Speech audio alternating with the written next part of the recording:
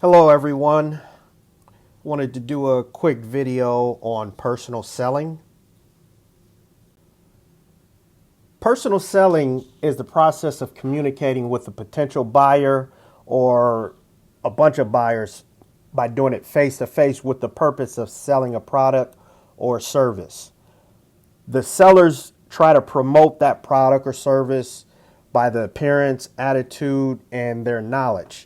The ultimate goal of personal selling is selling a product or selling a service.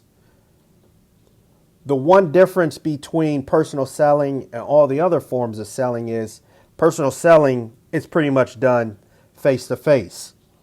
Some of the most successful business owners have been skilled salespeople because they were able to build a great relationship with their customers and they developed a good rapport and some trust with them.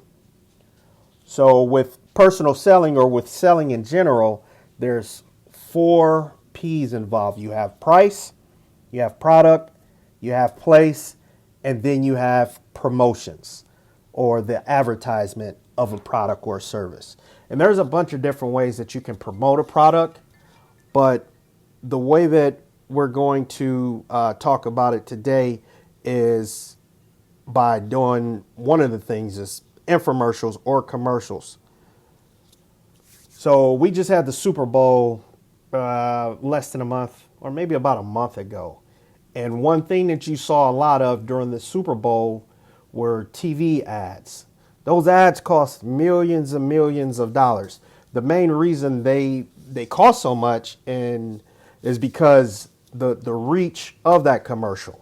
So companies pay all this money just to promote a product or a service that they're trying to get a customer to purchase. Another way to promote a product is through radio commercials. So they usually do them every 15 to 20 minutes. So you'll get, depending on the radio station you're listening to, if it's a musical radio station or music radio station, you'll get music 15 to 20 minutes and then you'll get a 5-minute commercial break. Again, that's so that companies could sell you a product or service. Another way is through newspapers and magazine ads.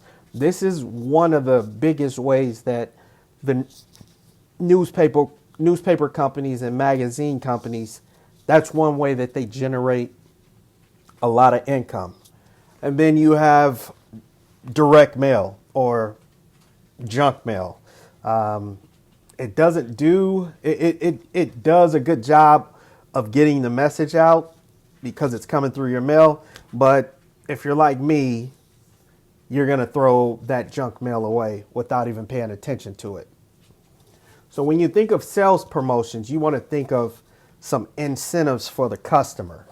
So an incentive for a customer to come try a new product out could be a certain percentage off of that product or service.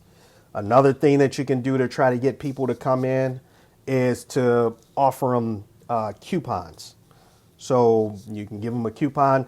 You can use these 2 things, discounts and coupons, for returning customers, but you also use them to generate new business. Another way is through rebate programs. I know at the local auto service shop or the car parts place, they give you a lot of rebates. If you get a certain amount of oil, they'll give you a rebate that you have to send in, or nowadays you can do it online, but they'll give you some type of rebate or money back for trying the product out or purchasing the product. And then another way that a lot of companies incentivize their customers is through loyalty programs. So I know a lot of coffee restaurants or coffee places, Starbucks mainly, that's the big one that I think about.